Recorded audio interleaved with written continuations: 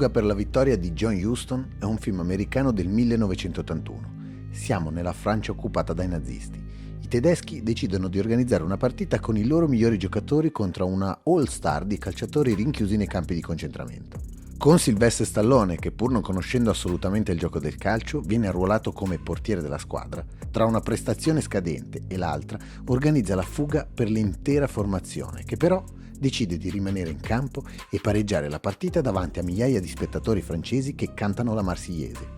Fuga per la vittoria è un grande film, girato molto bene dal grande John Huston. Nel cast ci sono un sacco di calciatori, Bobby Moore, Pelé, Deina e addirittura anche Osvaldo Ardiles, lo stesso capitano argentino che anni dopo si metterà a piangere ricordando di aver vinto un campionato del mondo di calcio, favorendo la sanguinaria e crudele dittatura argentina che aveva diverse affinità con i nazisti.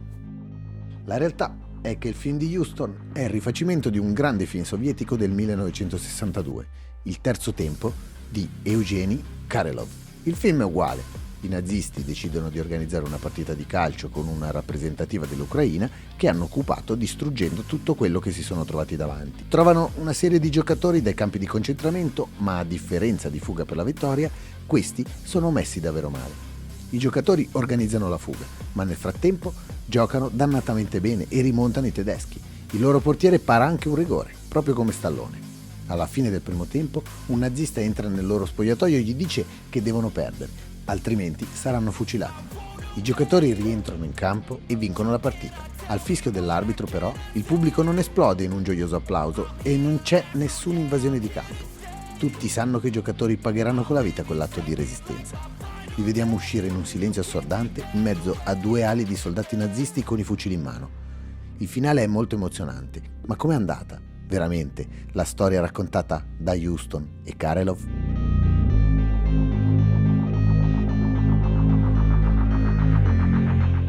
Kiev 1941. I nazisti hanno distrutto la città. Per le strade non ci sono più né cani, né gatti, né topi. Si muore di fame, si muore di freddo, si muore fucilati dai soldati tedeschi. Un certo Josef Kordic, che collaborava con i tedeschi, riuscì a trovare una posizione come gestore del panificio numero 3, con tutti i benefici che ne conseguivano in quelle condizioni. Era un grande appassionato di calcio e amico del portiere della Dinamo Kiev, Nikolai Trusevic, che fece assumere nella panetteria insieme ad altri giocatori della Dinamo. Inoltre chiamò a lavorare anche giocatori dell'altra squadra di Kiev, la Lokomotiv. I tedeschi dopo un breve periodo ripristinarono in città i tram, i fiorai e il calcio, per cercare di compensare con l'orrendo comportamento che stavano tenendo da ormai un anno. Un piccolo campionato, con le varie divisioni di nazionalità diverse a comporlo, ma soprattutto la Flakelf, temutissima squadra composta dai migliori atleti e ufficiali nazisti. E per finire, la squadra dei panettieri, che erano gli unici prigionieri di guerra del torneo, denominata Start Football Club. Il campionato cominciò nel luglio 1942 e i giocatori della Start, deperiti e fuori forma, batterono i collaborazionisti ucraini 7-2, che infuriati chiesero la squalifica della squadra dei prigionieri ai tedeschi, i quali però decisero di farli giocare in uno stadio più piccolo per dare meno nell'occhio, ma le prestazioni erano sempre di livello e la Start iniziò ad avere il seguito del popolo ucraino, che aveva come unico sfogo il calcio e una squadra che li rappresentava a pieno. Inoltre il portierone Trusevic riuscì a recuperare delle maglie da gioco per la squadra, che, per pura casualità, erano di colore rosso. I tedeschi organizzarono una partita di finale tra la Flakelf e la Start che aveva sbaragliato tutti e che batté anche la squadra del Reich per 5-1. Ma non poteva finire così per gli occupanti.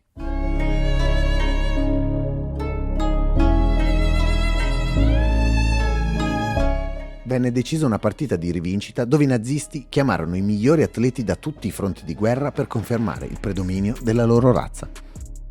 Già negli spogliatoi l'arbitro, un ufficiale della SS, intimò alla squadra della Star di portare rispetto ai giocatori tedeschi e fare il saluto con la mano destra alzata. Scesi in campo gli ucraini, nel momento del saluto, ripiegarono la mano sul petto, sotto il grido Fizkult Urrà, un motto russo che letteralmente voleva dire «Viva la forza fisica», ma conosciuto dai tedeschi perché Urrà era anche il grido dei soldati russi in battaglia. La partita comincia, i tedeschi colpiscono in maniera proibita gli ucraini e l'arbitro fa finta di non vedere. Trusevic viene colpito volontariamente da un attaccante tedesco al volto con un calcio e, ancora intontito e con il sangue negli occhi, prese il primo gol. A quel punto Ivan Kuzmenko, il centrocampista della Start, fa partire un destro da 30 metri, visto che in area era impossibile passare, e pareggia la partita. Il primo tempo finì 3-1 per gli ucraini, che tornati negli spogliatoi ricevettero la visita di un ufficiale della SS che, complimentandosi con loro, si augurava che nel secondo tempo le cose sarebbero andate diversamente, facendo capire chiaramente che la squadra del Reich non avrebbe potuto perdere, altrimenti sarebbe stato un grave problema per i tedeschi, ma soprattutto per loro. Al rientro in campo gli ucraini non sono più gli stessi, prendono subito 2 gol, 3-3. Questo è il momento in cui degli uomini, tramite lo spirito sportivo, senza parlare ma solo guardandosi negli occhi, decidono di vivere per sempre nonostante il rischio di non sopravvivere a quella scelta, ma per qualcosa di molto più alto. Si portarono facilmente sul 5-3. Leggenda vuole che il terzino della Start, Klimenko, dribbli tutta la squadra della Flakelf, compreso il portiere, e invece di segnare 6-3 calci la palla verso il centrocampo. Come a dire, oggi non potete vincere.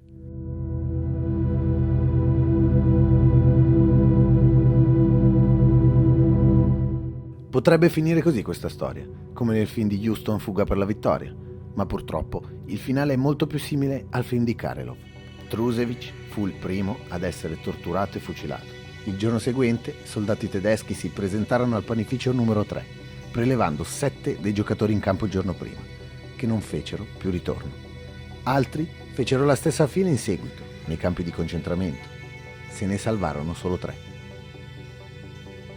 3 persone che hanno vissuto per raccontare la storia di prigionieri oppressi che sono stati davvero liberi in vita per 90 minuti, ma liberi per sempre agli occhi delle generazioni future.